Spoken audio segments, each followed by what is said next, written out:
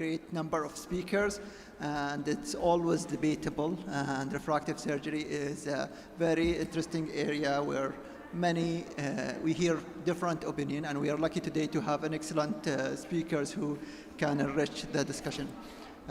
We are starting without delay by Professor Muhammad Husni. He will be talking about surface ablations. Professor Muhammad, the podium is yours. Can I have my talk, please?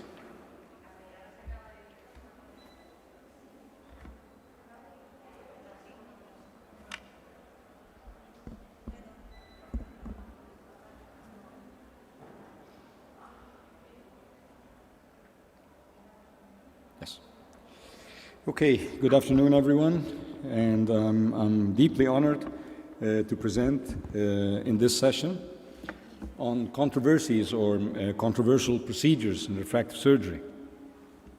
I'm one of those guys. I started doing LASIK in 1997, so I'm from the generation that looked upon surface ablation or PRK as the old operation. I started doing refractive surgery when LASIK was on the rise, and it took me some time until I re-accepted going back to the surface with all the advantages of doing so. So in this talk of mine, I'm just trying to highlight the real advantages of the modern surface ablation, and how can we sort of avoid the hiccups or the disadvantages or the bumps on the road when you're doing surface ablation for these patients. Always doing a surface ablation. I know that in some countries in the region this is the preferred refractive surgery procedure, but from where I come from, it is not as much preferred as doing a LASIK.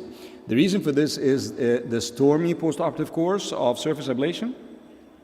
But my presentation today is about tweaks that we have done over the years that changed and improved the postoperative course and the results of surface ablation, namely PRK. The first tweak that we all know and we all are doing now is transepithelial PRK. It was a long journey. We used to do PRK using the spatula, then came the hockey stick, then came the era of the alcohol, and then came epiLASIK. Before epiLASIK we had LASEK.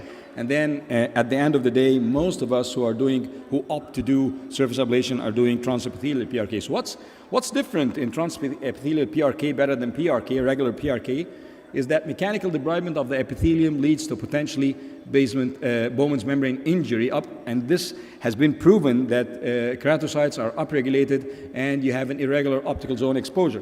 When you do have an irregular optical zone exposure, it's not a big deal, but then you cannot monitor the re-epithelialization of the patient, as well as if you're doing a perfectly circular ablation and you know exactly that it's not approaching from the temporal side as good as the nasal side, so something may be wrong out there.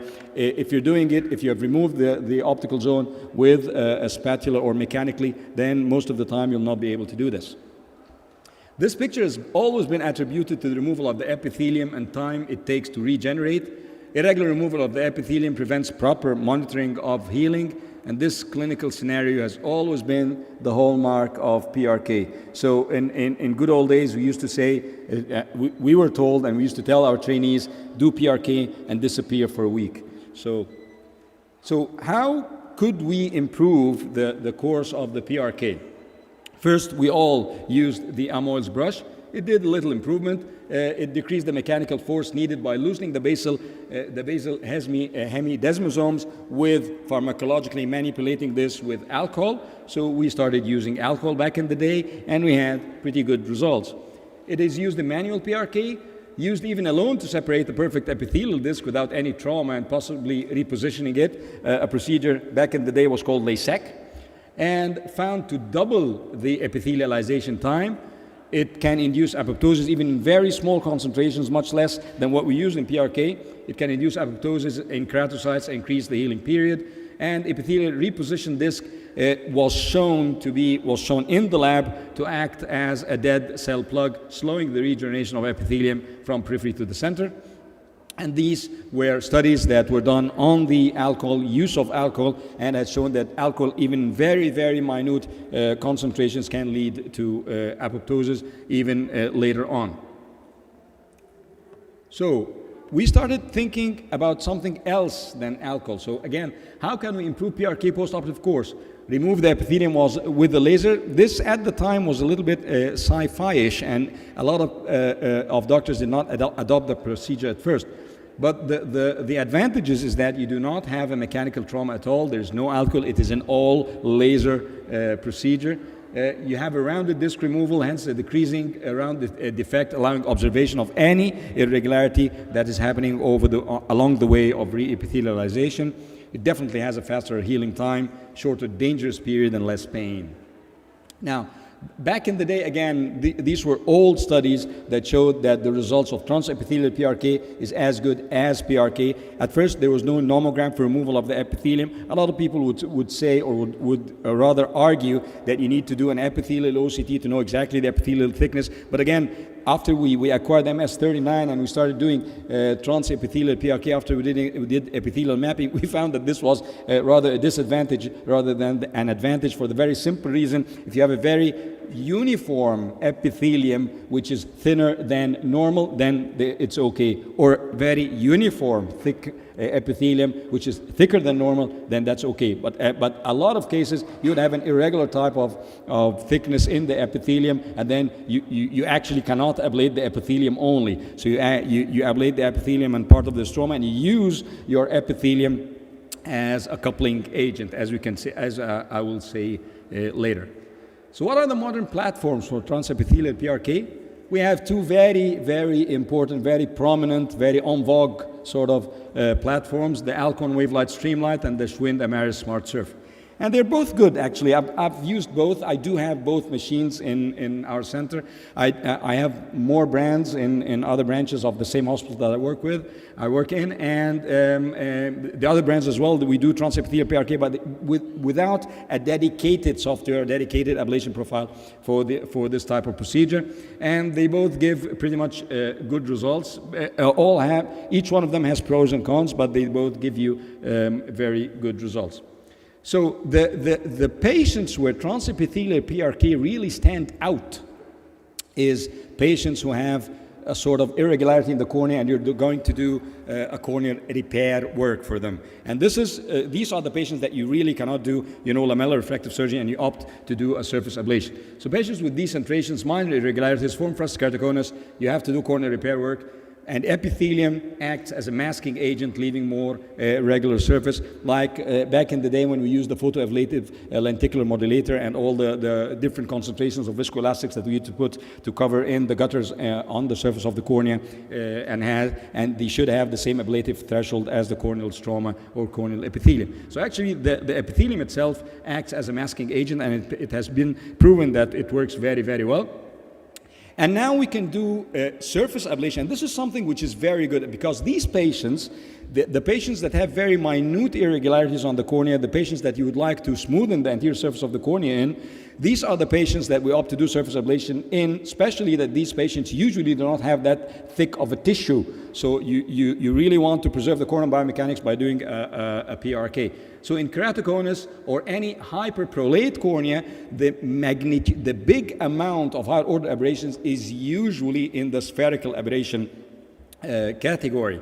And this high spherical aberration, although sometimes it is a ginormous amount of spherical aberration, is not the main determinant of the decrease in visual quality. The patients do not complain of low vision because of the spherical aberrations, but the main higher order aberration that really degrades the vision is the coma, especially, as we all know, the vertical coma. So a lot of the ablation that we do in these patients who really do not have a thick cornea and who we need to preserve tissue in is actually basically wasted. You're treating spherical aberration and the patient is not complaining that much from this. So if you can opt to treat only the selected higher order aberrations, namely the coma, in these patients doing a surface ablation, then definitely you'll get much better and much more convenient results. And this is just an example of patients that we opted only to treat the coma in this patient, and we end up saving more than 16 microns. And in these patients where you have thin corneas, these are very valuable 16 microns. What about pharmacological modulation of PRK? We all do PRK and we actually disappear for like 3 days until the patient stops screaming, basically. And we are all using mitomycin C. There's been a big debate. I remember one of the ASCRS back in the day, this was I think in 2006, 2007, where Shiraz Daya said bluntly that using mitomycin C would be an international complication later on because of the later on complications or dangers that this anti-metabolite can have. And if you all remember, if you're as old as me, back in the day when we used to do trabees with MMCs, you used to handle mitomycin C in the OR as if it was like something radioactive and you shouldn't spill it on any, and you should be double gloved, and if it comes on your hand, the next day you'll have hand cancer and stuff like that, and which proved to be nonsense. Basically, we use MMC in most of our PRK cases, even if it is a -1, and in my part of the world, the incidence of haze is really high, and since we started using MMC, the incidence of haze is very, very low. The other thing is non-steroidal anti-inflammatories. Now, this has been debatable over the years. Shall we use topical non-steroidal anti-inflammatories until a couple of cases emerged? I think it was in I believe, if I'm not mistaken, in the University of Northwestern in Chicago, they reported 2 cases of corneal melting. And this was, again, back in the day, people started to back off from using diclofenac post PRK. Now, there's a new, very, very, let's say, contemporary regimen that Dr. Shadi Awad and Farhad Hafizi have developed for postoperative pain with non-steroidal anti-inflammatories. And I think it has its place in our practice. But if you're using non-steroidals, you always know that they can cause something which is very common, which is sterile infiltrates. You'll get this PRK patient 2 days after the surgery, 3 days after the surgery with this yellowish patch, and then you start panicking, but it's not infection. It's just a sterile infection. It's sterile infiltrates, and it goes away if you're using non-steroidal anti-inflammatories. Systemic pain has been, again, debatable, and the things that are en vogue or not en vogue, the things that we have learned from neurologists, actually, and pain specialists, is that the gaptins, they do pretty good work when you're doing a PRK, and these are things, one of the gap, I don't know if you have it in different name here, but Lyrica. It's very good in post-PRK in the patients for managing pain. So in conclusion, transepithelial PRK is the modern fast module of surface ablation. It mends some classic shortcomings of the procedure. Dedicated ablation softwares have been developed by different companies. It provides faster surgery for the surgeon and speedier recovery for the patient, avoiding long bare stromal time. It can be used both in regular refractive surgery and corneal repair work by selective higher order aberration treatment, and pharmacomodulation is unique and effective. Thank you so much. Thank you, Professor Hasni. While we're preparing for the next presentation, any of the moderator would like to ask? Excellent. Muhammad, طبعا very nice presentation and wonderful. But if you are going to compare between the surface ablation of Alcon and Schwind, what the difference between the Alcon and the Schwind? What are the main difference in the results? And do you rely on the epithelial thickness before ablating the epithelium or not? Okay, now this is a question that can have a very long answer, but basically, they're both very good. They're both very, very good. The main difference is that I can tweak the ablation if I'm using a Schwind Amaris to treat only the coma. And this is something which is godsend in patients who do have an irregular cornea or, starting keratoconus or decentrations or stuff like that. This is something that I cannot do with the Alcon in spite of me being an expert in TNTs, in topography neutralizing techniques. Using the wave light, you can opt not to treat the lower order aberration, the sphere and cylinder. You can actually put just zeros, but you cannot choose to smoothen the cornea in a way other than the machine decides. And the whole art is to avoid inducing any refractive error. So you go back and invent a refractive error that will not counteract any induction of sphere or cylinder. You cannot do this with a wave light, but you can do this with a smart surf. The other thing is, during the operation itself, during the procedure, it is better to use a wave light, because you know exactly when the epithelial ablation stops and when it starts doing the stromal ablation. You cannot do that with the Schwind. Having said that, when you work with the Schwind, a lot of times you know from the sound of the ablation that it's now epithelium, it's now stroma.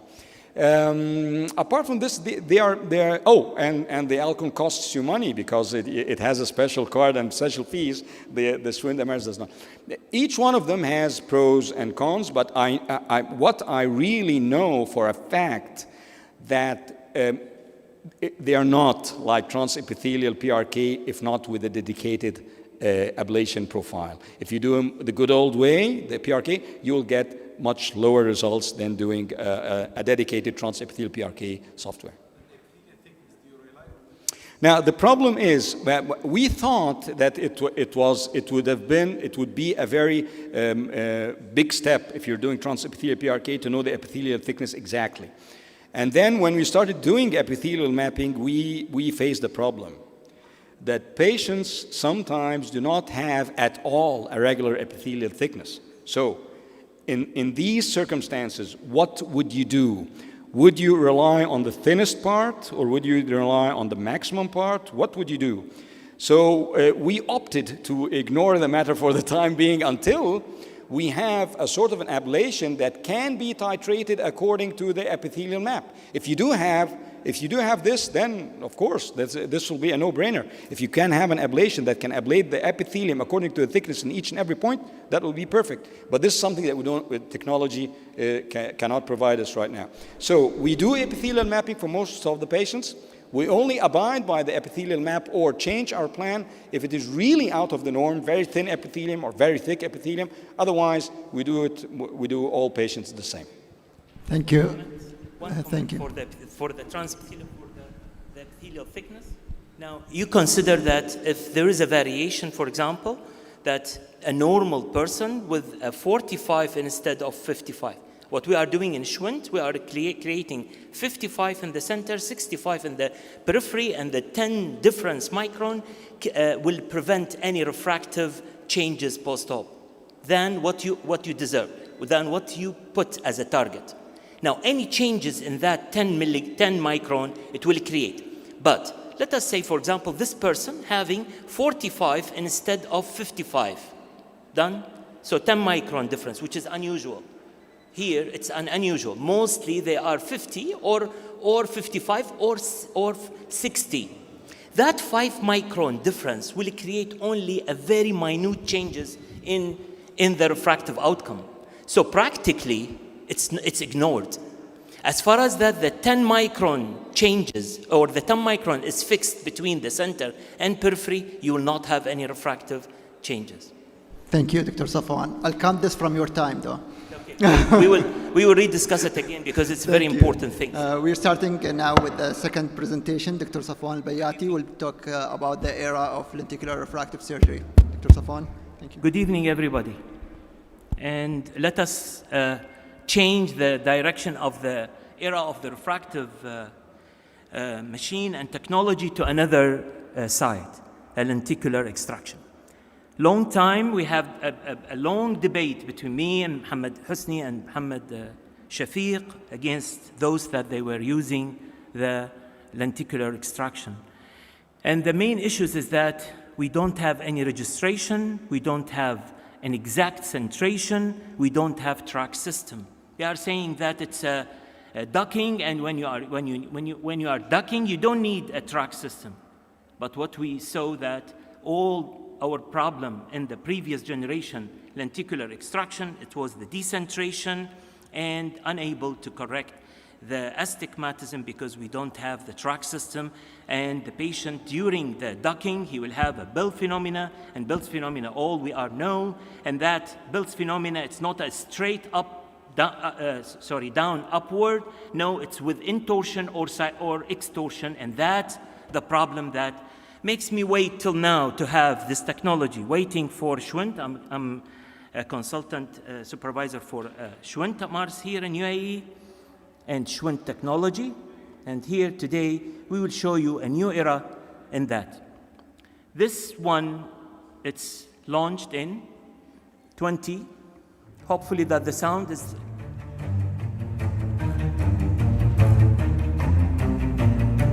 That the first issue is the centration. It's a pre-op. We are taking the centration visual access for the patient. After that, the track will be registered.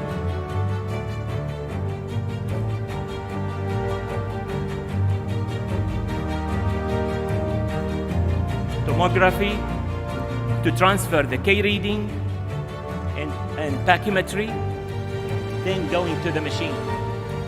The interface, which is vulnerable for all K, and then centration.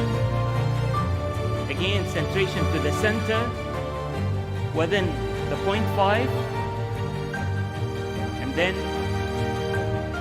the track system will show clearly here the difference in the intorsion and extorsion. Here we have 5.2 according to the X, and I will show you in a direct movie. The posterior, anterior, and zero length up, out, up, outward.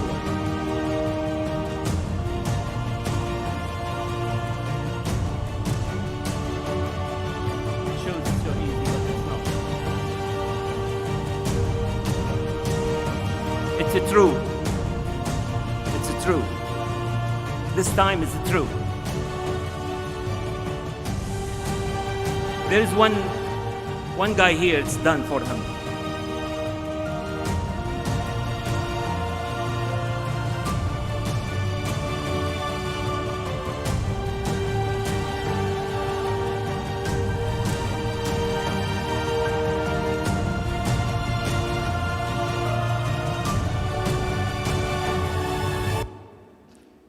So what we are saying, what's the new laser on the market?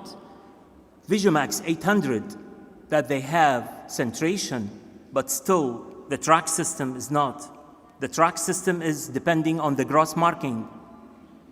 Z8, considering it's not in the trade, but they consider that they have the centration and track system on certain way. And Visiomax, they consider or they consume that they will have the registration pre-op depending on the IOL Master 700. Atos, Schwind, that they have the pre-op registration and intra-op registration for centration and track system, and Elita, that it's not in the market till now and we don't know anything about it. That doesn't take the CE. Now, why is lenticular extraction increasingly popular? Painless surgery, high precision, visual rehabilitation almost equal to LASIK. They are saying no. I'm saying now yes. If we have the centration and tracking system in a good way, with this capable to change the nomogram according to the surgeon desire and experience, the answer is yes. Better corneal biomechanics stability than LASIK, less dry eye, no flap-related complication, wide optical zone, only one laser for a procedure. What's the newest and what's the issues that added to the Atos? Intelligent eye track with cyclotorsion compensation, linked to the tomography, MS39, and that's the newest issues. That MS39 now have a new software connected to the Schwind Tamaris and to the Atos.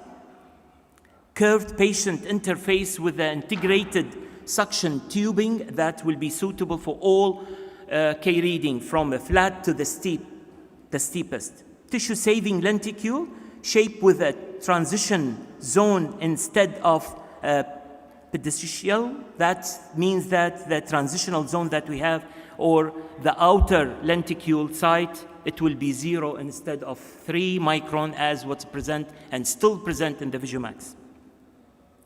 Flap cutting sequences from in to out.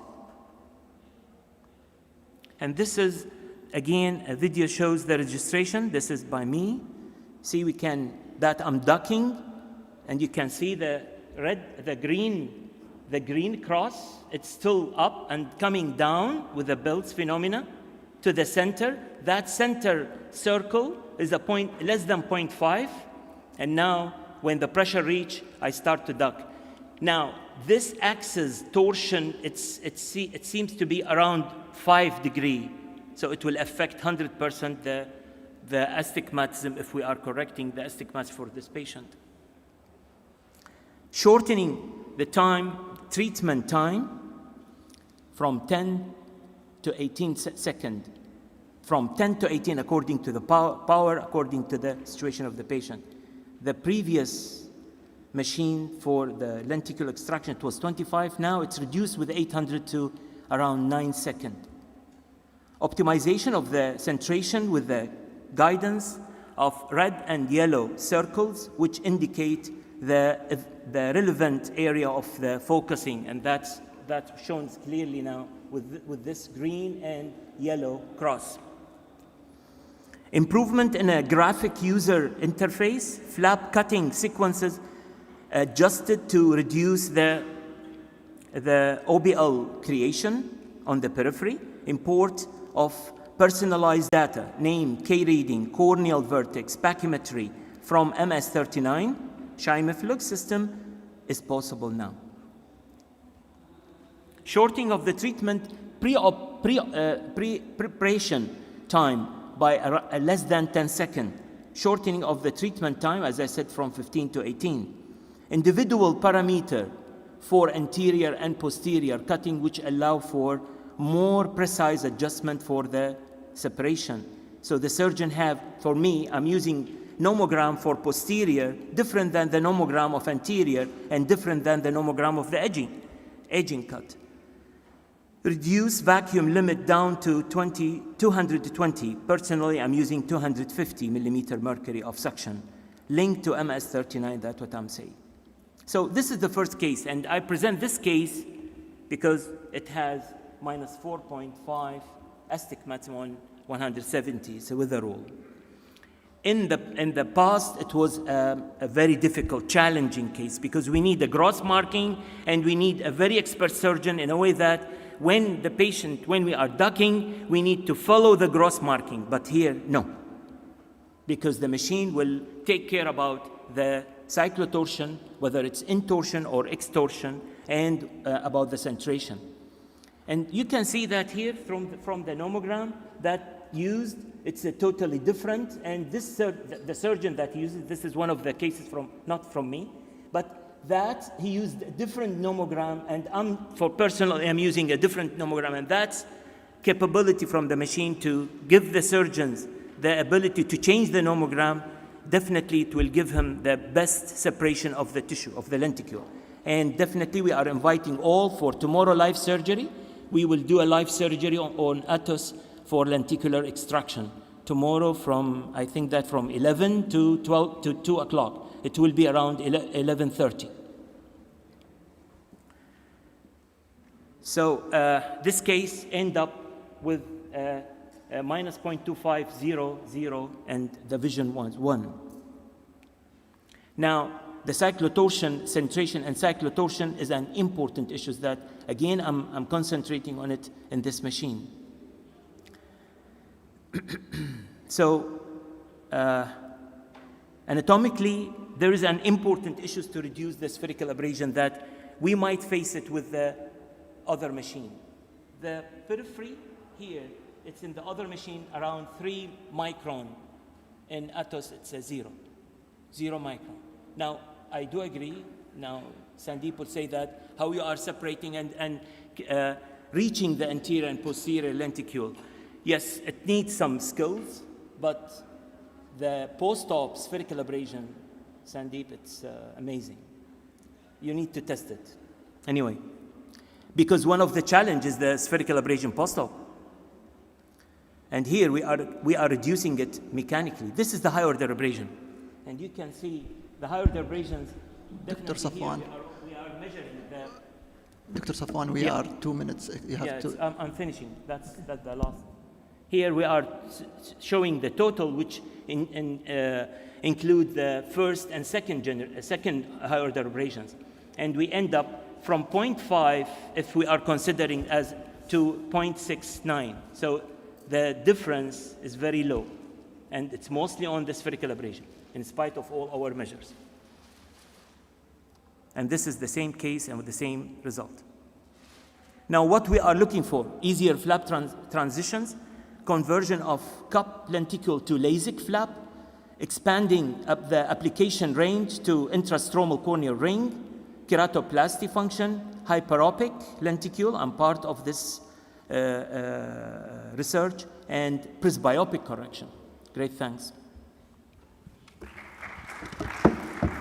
Thank you so much, Dr. Safwan. I really congratulate you to have the first, lenticular extraction system from Schwind, Atos, in Middle East, and we are waiting for your results in the coming year. All of the new systems, whenever we start with, it looks very nice, and the technology, and it behaves very well at the beginning, but then you see some sort of drawbacks and something in the future. So we will wait for that. You told me about the optical zone. No, we know the optical zone and the regression, issue. Yeah. These two issues actually with the even smile. So the optical zone. What do you mean by the size of the optical zone? Yes. So you can. Did they overcome the problem? Yes. With the optical? It's now the highest that I think that any machine can reach it. Okay. How much they can reach? Yeah, you can reach up to 8 millimeter. Yeah. In the smile, I think they cannot reach more than 6 or 6.5. That's what I'm saying. Yeah, exactly. The optical zone, the largest. Someone, it was a discussion in ESCARS, and they mentioned that Atos having higher optical zone because the peripheral part, it's a 0, but that's not true, because the peripheral part 0, even if you reach 8 millimeter optical zone. And we need to consider that there is a 1.8 transitional zone. That's really nice addition, actually. Additional to the optical zone. Beside the cyclotorsion correction and the tracking system. Yes. They included that. If they succeeded to have really good results with that, they will overcome very bad drawbacks of smile. Exactly. or the lenticule extraction. Thank you so much. Our next speaker is Dr. Ashraf Armiya, and he will talk about the phakic intraocular lenses and refractive surgeon, and especially for low to moderate myopia. Good evening, everyone, and thanks for the invitation for this Miyom, and thanks for the panel for inviting me. So we are going to leave the lenticular from Dr. Safwan and the LASIK also, the corneal refractive surgery, and I'm going to go for the phakic IOL as a solution in some cases that we need this phakic IOL. So I have no financial disclosure related to my talk, but these are my disclosure for some companies I am consultant with. So when you look for this corneas, do you go for refractive corneal surgery, or do you think that you are not okay to touch these corneas? For me, I'm going to think a lot to touch these corneas. I feel that these are not for corneal refractive surgery, and when you have a risk for corneal refractive surgery, so you should choose another solution to correct your refractive error as a phakic IOL. So in my opinion, I'm classifying the risky corneas like this: some in green and some in red. Some in green, thin corneas less than 480 micron, postcorneal viral infections, and corneas with abnormal anterior surface with abnormalities in the epithelial mapping. Some in red, like stable keratoconus after cross-linking. You can do surface ablation. Cosmo is here. He's doing a protocol. He can do. Post intracorneal rings for keratoconus, and post PKP for keratoconus. I'm going to leave the cornea. I'm going to choose secondary phakic IOL to correct the residual astigmatism or spherical aberration. So ICL or any phakic IOL provides several advantages in the visual performance compared with a laser, the LASIK, including less induction of the high order aberration, the higher contrast sensitivity, and the higher retinal image magnification.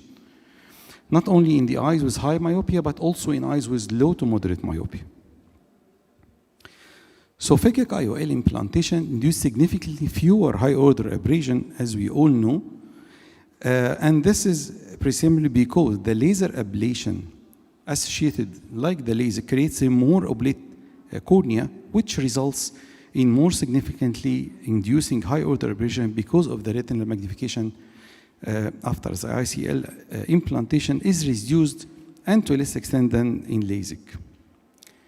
If we think about safety, so Packer reported that previous studies with ICL with the Holder EVA induced data was 1,291 patients, and it followed for 5 years, described 0 incidents of asymptomatic anterior subcapsular cataract.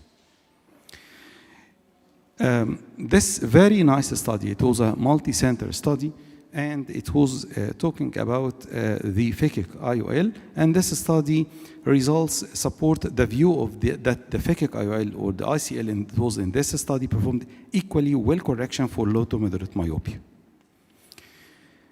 And this also a very nice article that says that refractive errors for low to moderate myopia age around 40 age has a good results in accuracy and efficacy and safety.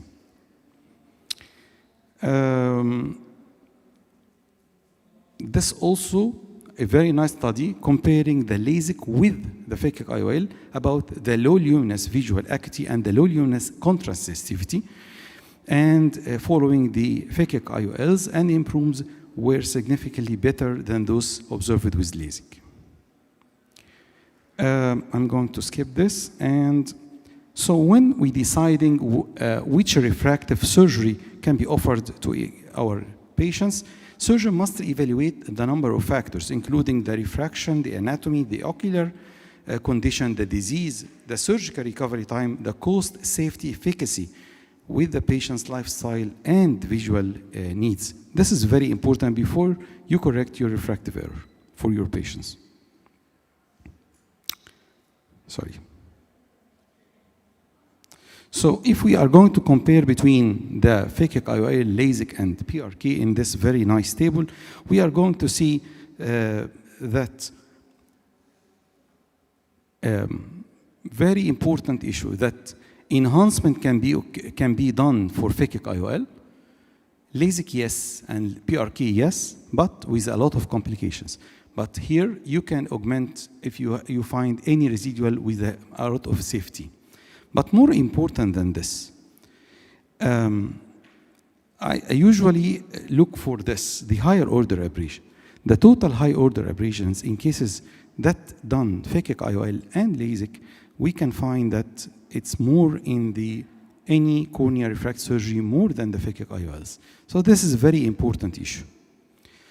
And also, this was a very big study and showed that the toric ICL or the ICL performed well correcting in high myopic astigmatism than the cornea's refractive surgery. Also, the contrast safety was not so much a difference between the two, the phakic IOL and the cornea refractive surgery, but we should think about this. The biomechanically changes. We are not changing the biomechanically in phakic IOLs, but in any cornea refractive surgery, either lenticular refractive surgery or femtolasic or PRK, we are changing. But in phakic IOL, we are not changing the biomechanicality.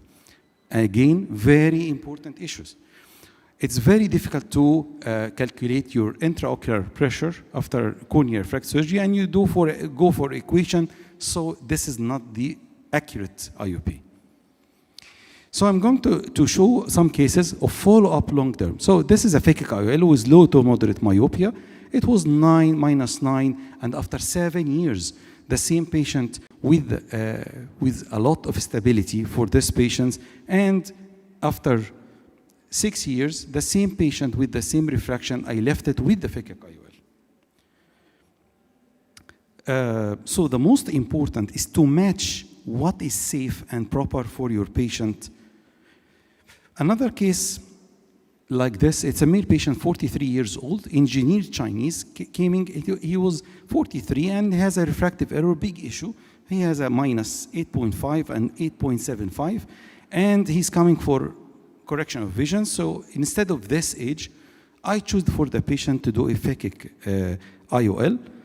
In spite the cornea is perfect, but my decision was like this. I use the phakic IOL for this patient, and I also go, this is one of my techniques, that I go in the wound 3.2 with the steep X. I correct most of the astigmatism.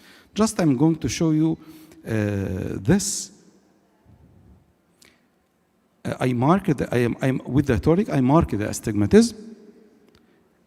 And in spite, usually you put your lens in the horizontal meridian 0, 180, but I usually respect the axis of astigmatism.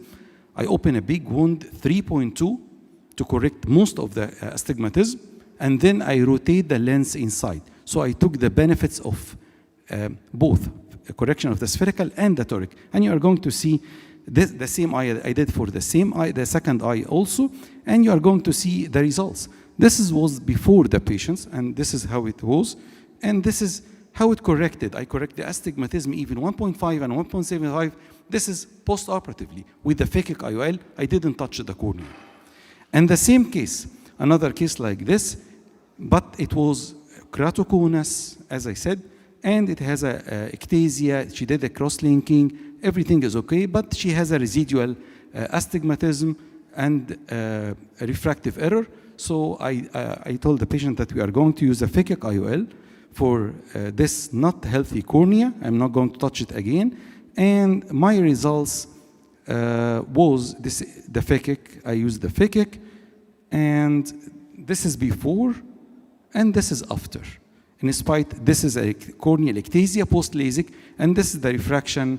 This is before, and this is after I finished with the toric ICL for these patients. So my take-home message, most of the multi-center comparative studies support the view that the ICL performed equally well in correction of low to moderate myopia, and the phakic IOL or the ICL implantation of low to moderate is a clinically statistically safe procedure to do. And in addition to the visual performance, stability of the ICL is another important issue.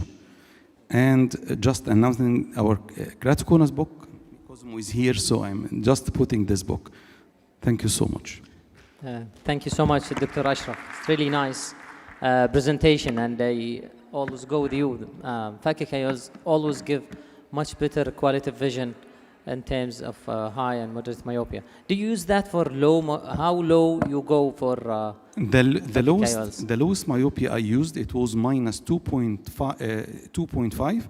And why I said, because the patient was very intelligent, and he came to me knowing everything. And he coming with all the complication of corneal refractive surgery and also the phakic IOL. But she said to me, I read a lot, and I found that the phakic IOL had the least post-operative bad complications, so I'm going to go for this. Even the dryness is less. The dryness is perfect, and there is no dryness in the phakic IOL. Yes.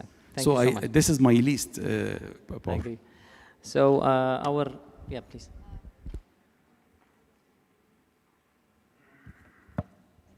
Ashraf, I have one question for you. How often do you need to assess the vaulting of the lens? Yes, very important.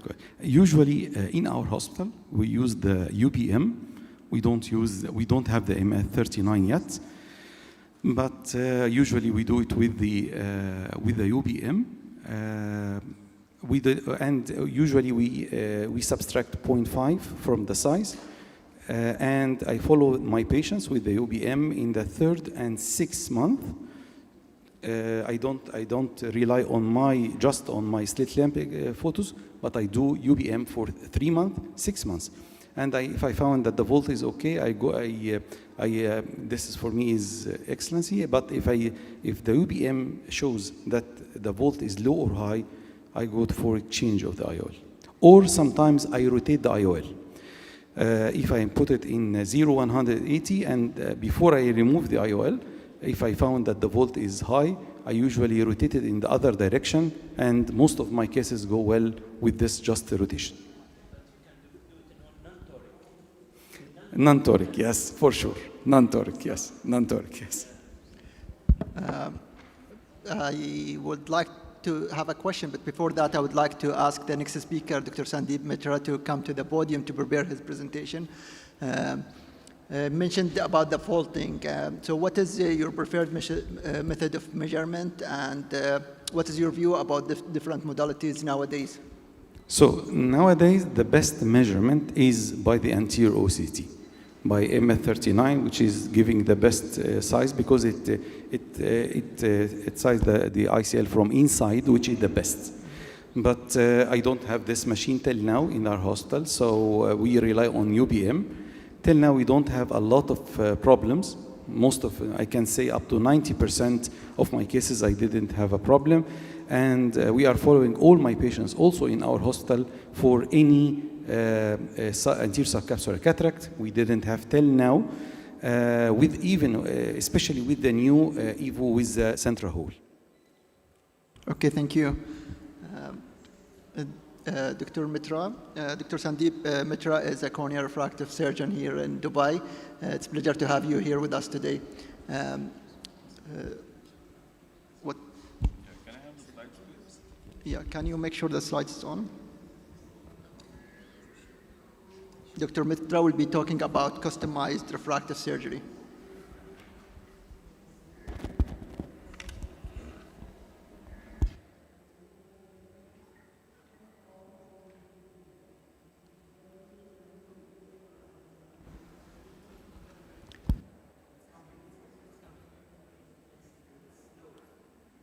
Artificial intelligence.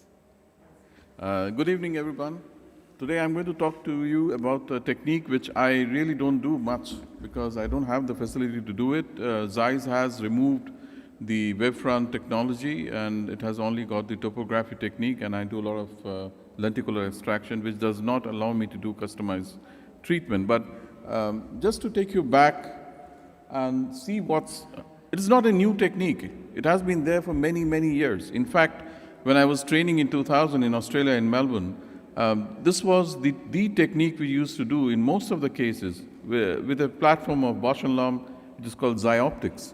And we used to charge premium from the patients because we used to give them a good vision. But what went wrong? Over the period of time, we found that many of these patients actually, the procedure was tissue hungry. And we used to remove a lot of corneal tissue when we used to correct wavefront guided treatment. So why do we need customized laser treatment? Now we know that when you do a normal correction of low order aberrations, the patient can get very good vision.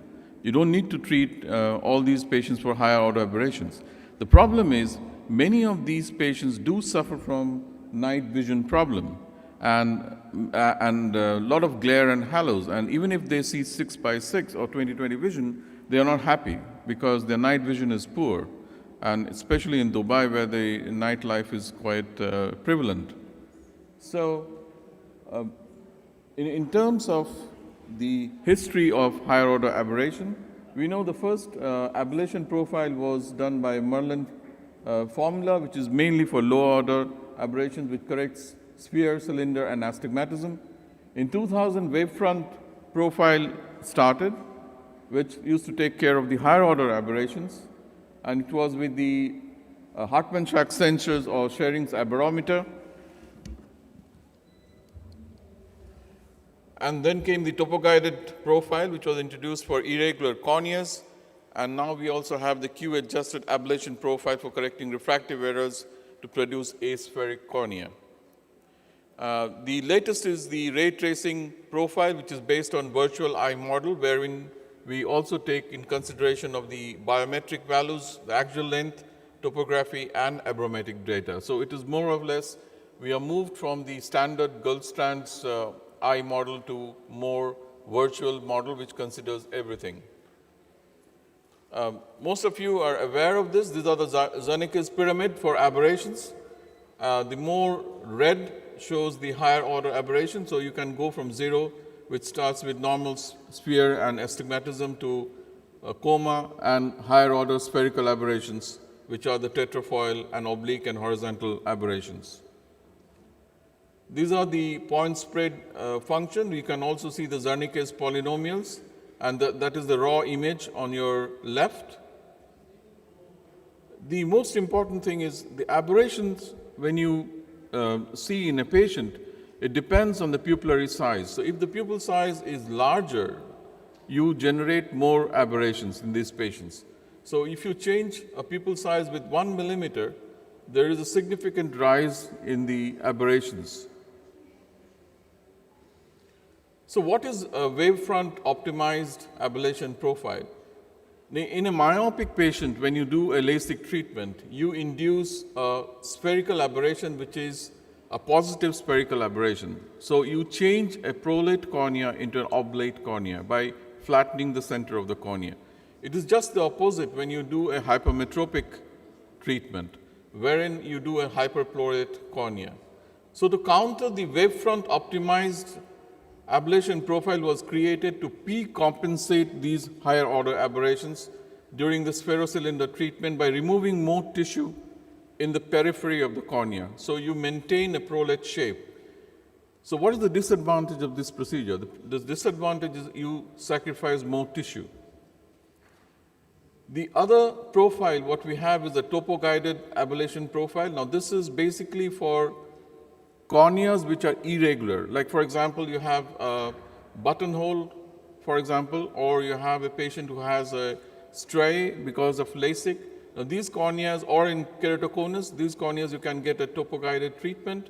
Again, it's preferable that you do a transepithelial treatment in these patients, and you can use epithelium as a masking agent, or you can use even a natural tears drops, which can mask the irregularities on the cornea, and you can proceed with the topo-guided treatment. The problem with, now this is the basic thing. Now FDA has actually come out with a recommendation for Contura vision treatment.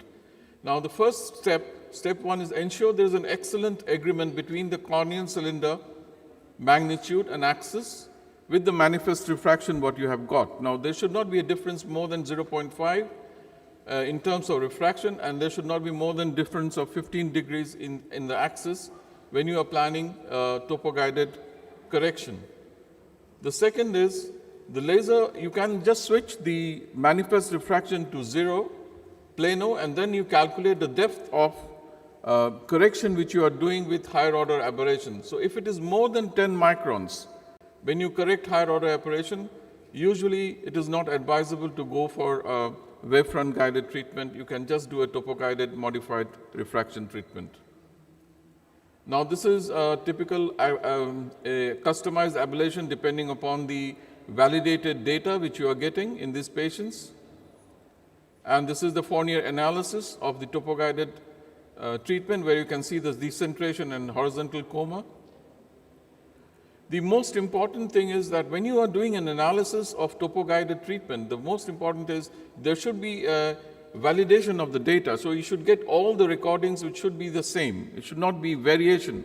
If there is a variation in your acquisition of data, then it's better not to go for an aberration treatment in these patients. So here again, you can see the same thing. The raw data matches with the initial data acquisition which you are getting here. And then you can, here you can see the higher order profile. The depth is more than 10 microns. So when you see the depth is more than 10 microns, it's better not to go for a wavefront guided treatment. Coming to the corneal wavefront guided ablation, it's a stepwise approach. The most important, first perform a manifest refraction, run a topography or tomography measurement, and then transfer the tomography and topography measurement to the cornea wavefront data, and then measure the ocular wavefront data as well. You modify the input of the refraction of corneal wavefront treatment plan. Cylinder is modified based on manifest refraction and on aberrometer refraction on 4 and 6 millimeter optical zone, and the sphere adjusted based on manifest refraction on aberrometers sphere of 4 to 6 optical zone. Now, the laser operating platform will give you the analysis, which is the manifest refraction, the corneal wavefront refraction, and the ocular wavefront refraction, and generate the ablation profile. The software can deselect and select higher order aberrations. So, for example, if you have a choice, you can treat all of them, all the higher order aberrations, then you will take a lot of tissues. The software can actually choose for you which are the aberrations you can leave in these patients, and then you do a selective treatment. That way you are going to minimize the loss of tissue in these patients. So as you get more and more experienced, you can do it yourself, or you can rely on the SWIN software, which is the TCAT. So this is how it is depicted here, which is SWIN software here. And these are the 3 profiles which you can get. So one is ablation profile, which is the ocular, corneal, and internal aberration, and then you can decide which one you should go for depending upon the amount of tissue you're going to lose. So what are the limitations of a wavefront guided treatment? The problem is that there are a lot of variables when you do a wavefront acquisition. It depends on the pupil size. So when you do a photopic or a scotopic measurement, the aberrations can differ. Same is, there are variations in chromatic aberrations which you cannot control. There are dependence on higher order aberrations of accommodative state. So whether you should depend on a non-cycloplegic refraction or a cycloplegic refraction is again a debate. There can be a rapid change of wavefront aberration over time and age. For example, a patient getting old, the nuclear sclerosis happens, the aberrations can change. So whatever aberrating treatment you have done today, it may not be valid when the patient goes old. Depth of field also changes aberration profile. There are also neural and photoreceptor sampling. So there are other factors which guides the aberrations. And the biomechanical strength of the cornea. So coming to the wavefront optimized treatment, patient selection, pre-op, evaluation, and building of ablation profile is the key. Obtaining an accurate wavefront data with a minimum pupil size of 4 millimeters is very important. So if you have a very small pupil, again, the treatment is not going to work. You can go for a cycloplegic refraction. Iris registration and alignment is very important, because if there is cyclotorsion, your aberration treatment is not going to work. Proper centration of treatment, either limbus-based or pupil-based, is very, very important as well. Now, this is a decision tree which you can see here. When you can start with a corneal topography and tomography, and also do a wavefront aberrometry. And if the data is validated and your higher order aberrations are less than 0.25, then you can do a simple aspheric aberration neutral treatment. You don't have to treat the higher order aberrations. However, if you find the corneal and the higher order aberrations are more than 0.5 and the patient is old, you can just go for an IOL exchange. You don't have to do a LASIK at all. If the difference between your corneal aberration and higher order aberration is more than 0.25 and corneal aberrations are more, then you can just go for a corneal wavefront treatment. Otherwise, you go for an ocular optimized wavefront treatment. Nowadays, we also do a asphericity Q adapted ablation profile. This is especially advisable for a presbyopic treatment when you're planning a mini monovision. Basically, the idea is you keep the dominant eye for distance and the non-dominant eye for near. So if you have a Q adapted ablation profile, then in non-dominant eye, you can expect these eyes also to see better, not only intermediate. To some extent, distant vision is also good in these patients. So this is called the customized manipulation of the corneal asphericity. This is how the profile should look at. And now the latest is the ray tracing profile. Now the advantage of ray tracing profile is that not only you look into the corneal and the whole eye aberration, you also look into the biometric variation of the eye. So you get a virtual model, and it's been worked on very well with Professor Cummings, who has described the treatment for aberration treatment for these patients. So basically, we don't depend on a standard eye of axial length 24 or curvature of 43. We just take a variable depending upon the axial length of the patient. We also look into the crystalline lens position. This is how it is done. So you check the ocular wavefront, you take the corneal topography, position of the lens, axial length, refractive indices, and the manifest refraction. So all of them are clubbed together, and then you derive the aberration profile. So in conclusion, customized laser correction remains a challenge between obtaining a proper data, execution of proper aberration profile that would reduce the total ocular aberrations. LASIK flap itself induces a lot of aberrations, and you cannot have a perfect flap all the time. So probably SMILE can work or lenticular extraction can work, but we cannot do aberration treatment in these patients till now. Maybe in future it will work. Treating total eye aberration using ray tracing technology is an advancement.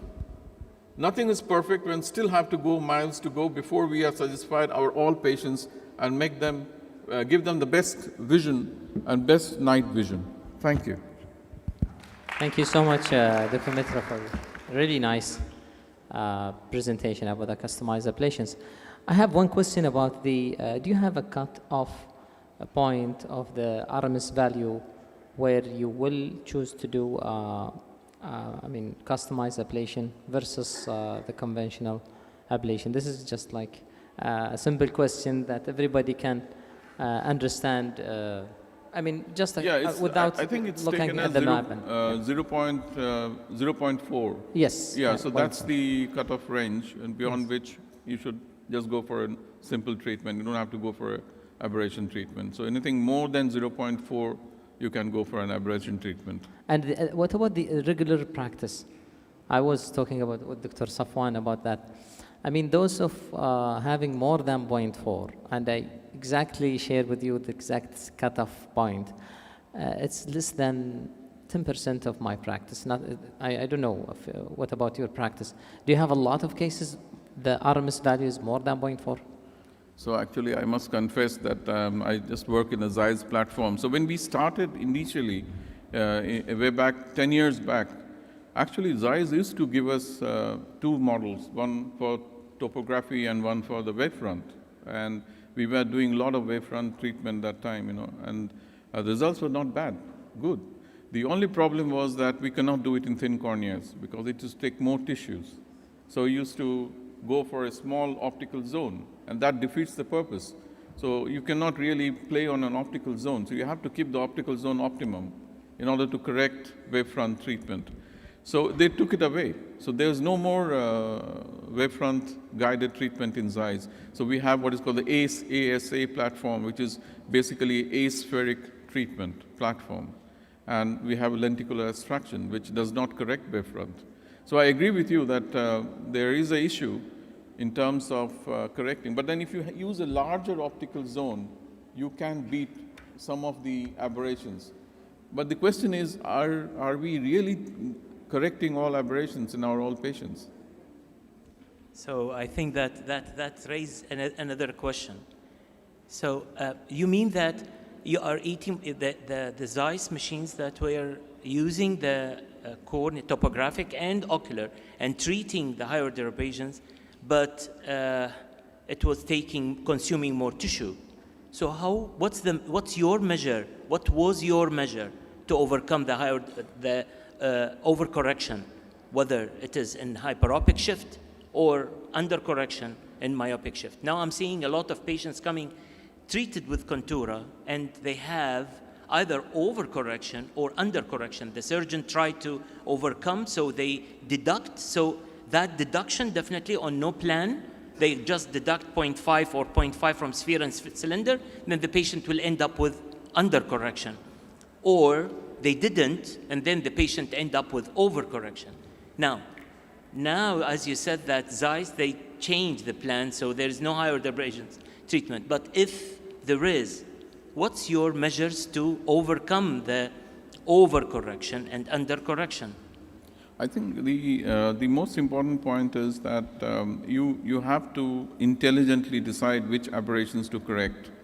If you are going to correct all aberrations in the patient, then you land up. If you have this ability, yeah, you need to have this ability first. Yes. So so that's the problem actually. Yeah. So if you correct everything, all aberrations, and you land up in a difficult situation, because post-op you may not find the exact manifest refraction that you have entered is correct. So you so show that's us the problem. You show us one pyramid from the Sirius, sorry, and that shows the ability of that software to select the most clinically significant part of the higher derivatives, which means that those that are above 0.25. And the color code of those, it shows clearly for the surgeons that even the surgeons that is not expert in that, by the color code, which is a green, that's normal, and orange, it's above 0.5, above 0.25, sorry, and the red, which is above 0.5.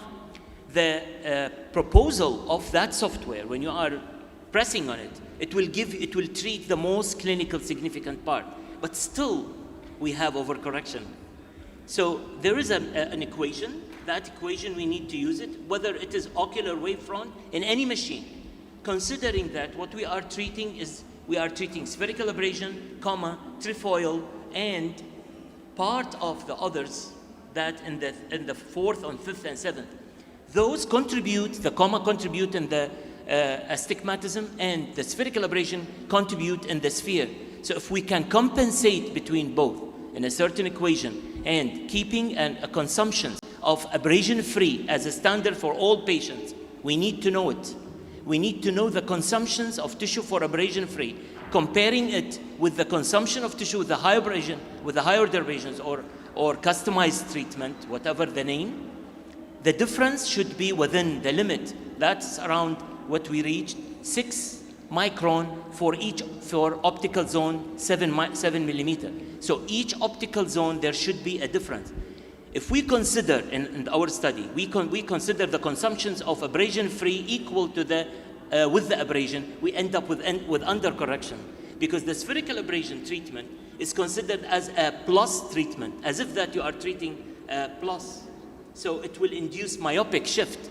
That will compensate with your treatment. So we need a difference, because there is a compensation between positive spherical abrasion and negative spherical abrasion.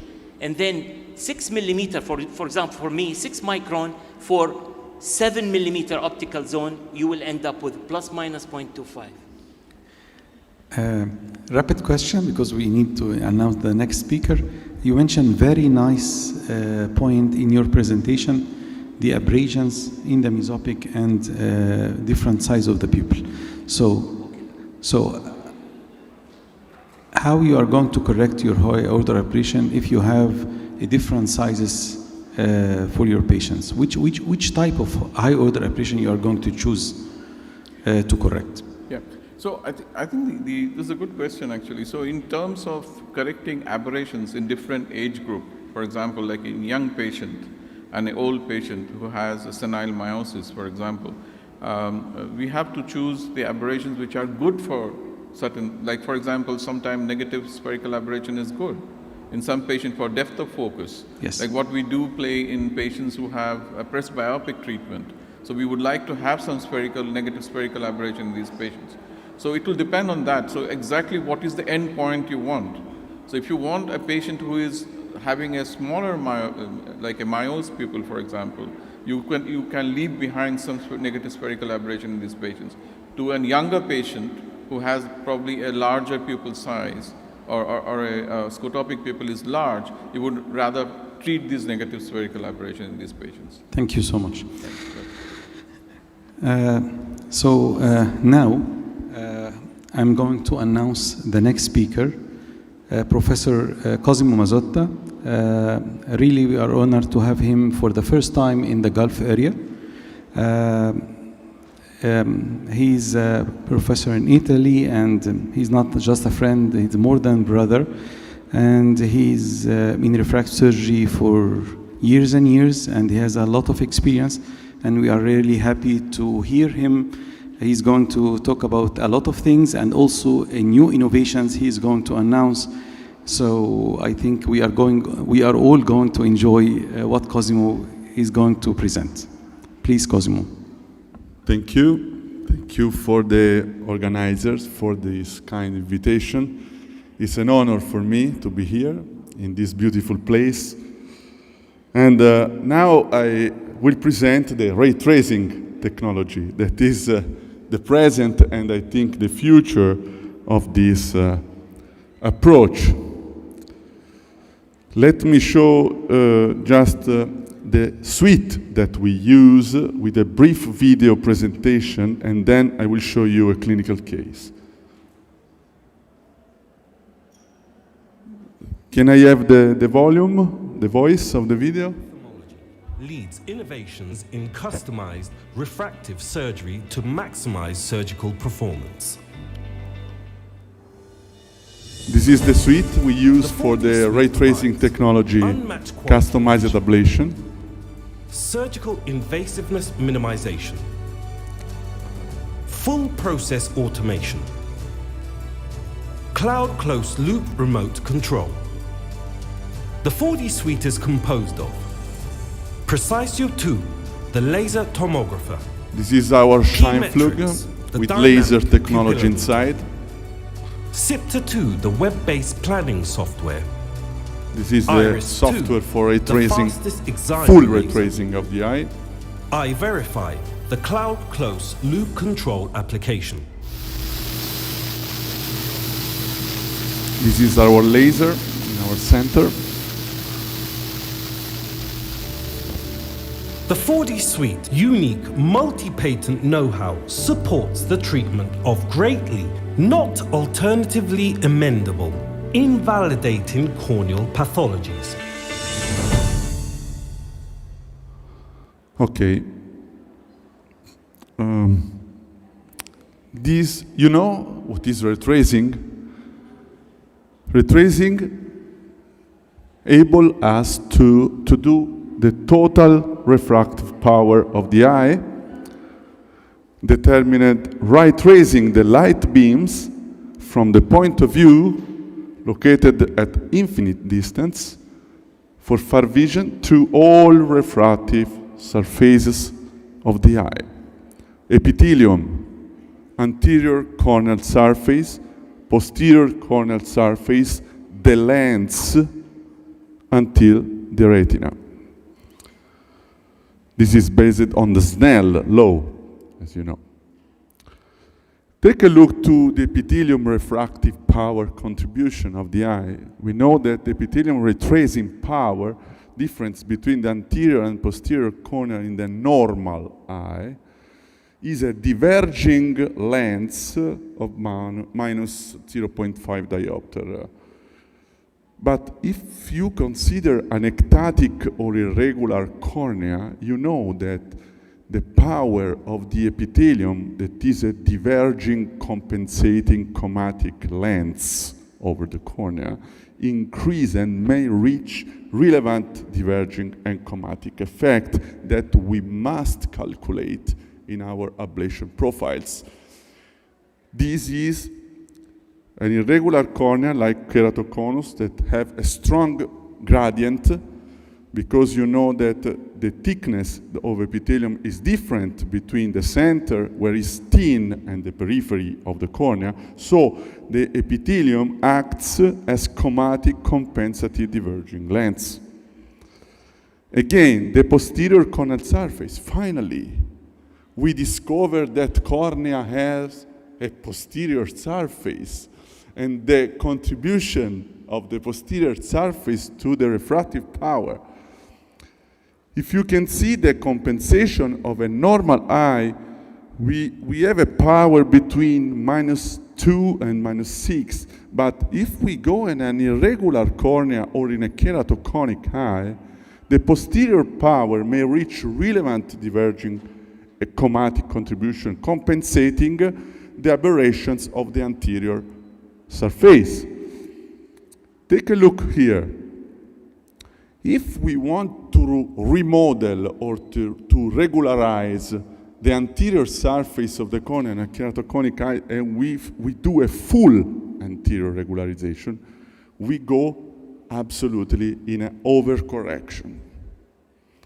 Because we must to take into account the effect of the posterior contribution that is negative, that is opposite to the anterior. So we don't need to remove in full the chromatic aberration of the anterior surface, but we need to remove only the exceeding part in order to compensate, to put the two surfaces in equilibrium. This is the ray tracing. And you can see here that if we do a partial remodeling, taking into account exactly of the posterior surface, we reach the ideal focusing point of this cornea. This is an ideal shape generated by this ray tracing software, of course, that allow us to remodel the cornea, taking into account all the morphological irregularities of the eye. And we input also the biometric data of the eye, because we do a forward ray tracing and also a backward ray tracing from the retina to the out. So the ray tracing prevents overcorrections, spare tissue ablation, and improves the final quality of vision. I show, because we have no time, but an unilateral asymmetric keratoconus. When I regularize a unilateral asymmetric keratoconus, generally I have a patient that doesn't tolerate spectacles, is not tolerant to rigid contact lens, so ask to me a solution. In this case, this is a patient 37 years with unilateral keratoconus, who was intolerant to spectacles, who was intolerant to contact lens correction. So now the problem is how to correct the refractive error. In this case, you can see the preoperative anterior elevation, the stromal map, and the posterior elevation. This is the stromal thickness map, the epithelial thickness map that is fundamental in this case, and the total thickness map. The ray tracing in this case calculates the epithelium refractive contribution, and epithelial thickness, you know, is thinner in correspondence of the apical region of the keratoconus, offering a chromatic refractive compensation that you can see here.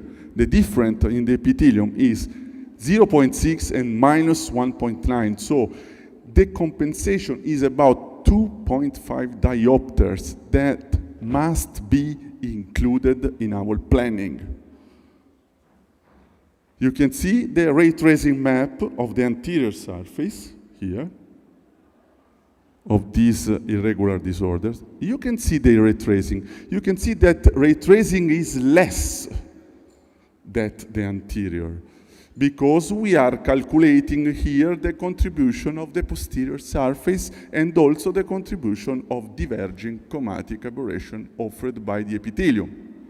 So we are sparing tissue and we are avoiding overcorrections. I will show. This is the ablation profile. Like Professor Hosny said in the first talk correctly, this transepithelial ablation, because this kind of ablation must be delivered transepithelially, taking into account the gradient of the epithelium, so we can avoid two tissue consumption in the center part of the contract, where it's not useful. But you can see here the ablation map in this case is here the match of tissue ablation. We have a refractive zone of 5 millimeters, and we work with this platform in the connection zone with a constant slope in order to avoid regression, in order to avoid helos, in order to avoid glare disability in the post-op. This is the difference. If I do a ray tracing ablation, you can see I remove less tissue. This is the comparison with the full total anterior eye regularization that you know that it is of course not mandatory to do. And this was the cylinder was minus 3.25. These are the differential map. If we regularize in full the anterior, we induce an astigmatic error. So it is really important to use this new kind of technology. And this is you can see here the perfect regularization of the optical zone. I will show you at the end the stromal thickness map. We try to leave at least 400 microns with epithelium, or over 400 microns with epithelium. We cross-link these corneas, of course, or we act on just cross-linked cornea if we treat the keratoconus. And you can see here the anterior ray tracing map. If you see here, the anterior ray tracing map still has an astigmatic error, but if you see the total map is full compensated by the posterior surface, because we have put the two surfaces in equilibrium. This is the cross-linking of this patient. It is an accelerated pulsed light protocol. I will show you tomorrow a lot of presentation about cross-linking, PRK cross-linking. So I will show you more and more cases tomorrow. This is only for example. You can see here the preoperative point spread function and the postoperative point spread function. You can see here not only we reduce the point spread function, achieving a best focusing point on the retina, but also recentered the point spread function and the corneal center. This is the simulated quality of vision between the pre and the post-operative. So only to say you that ray tracing technology is amazing, of course, is the future, I think, for each customized treatment, especially in irregular corneas, irregular defects, and ectatic cornea. It allows to calculate perfectly the posterior surface contribution, the contribution of the epithelium. We minimize tissue ablation. We avoid undesirable overcorrections. Of course, we improve the quality of vision and, of course, at the end, the quality of life of our patients. Thank you. Thank you. Thank you for the great presentation and very nicely explained way. I'm not sure if you didn't include this in your last slide. With the ray tracing technology, you say that you will minimize the tissue needed, just to take it as a take-home message for the audience. Is that correct? Yes. All right. Thank you. I think we have a couple of minutes until we have our session to close. So if you have one or maximum two burning questions. We have 3 minutes, Dr. Safwan. So I do agree fully with you, and I think that we discussed it before the session, that what's the importance of the total corneal high order aberrations power to treat, because we will overcome the compensation that happens between from the posterior, because we are treating anterior. So if we are treating the anterior alone, then we will end up with the comma or with the high order aberrations coming, especially comma, from the posterior, that we will not be able to do anything for it. And absolutely that's agree. The challenge that we have it when we treat the highly aberrated cornea, like a keratoconic cornea. So we were using Pyramis as an ocular wavefront added to the pyramis, a placido disc that shows the interior and shows the higher derivation anteriorly, and the tomograph and the higher derivation, the ocular higher derivation shows the total cornea, and by deduction we could reach to the posterior. But now in MS39 with the new version software, depending on the OCT, now you are talking about ray tracing, and I absolutely agree with you that the ray tracing have the ability to reach the power of the posterior cornea. That's the big challenge that we have, because it needs a special camera to reach the power of the posterior cornea. The ray tracing, definitely it's in advance, but still OCT, the advanced one that still now it will appear in MS39, have the ability to calculate the posterior cornea and gives the total corneal power, which is the most important. So the treatment of the total corneal power will depend on it. And the most important to you know that I come from Florence, from CSO, so I know very well MS39. MS was the creator of the company, Mura Sergio, from Italy, you know? So yes, OCT improved the resolution also for this kind of calculations. So it's okay. We are saying the same thing. I have a question. So the beauty of this innovation, that you are including the ray trace technology in the machine, and also you are including the cross-linking in the same machine. True? Yes. Yes. So it makes the patient have the full correction if it's have an ectasia in one machine only. Yes, only one. Okay. Only one. Thank you.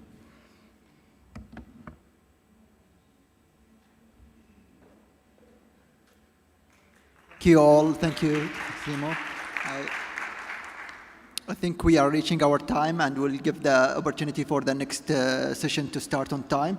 Thank you all. Thanks for the co-moderators and the panelists with me today. Thank you.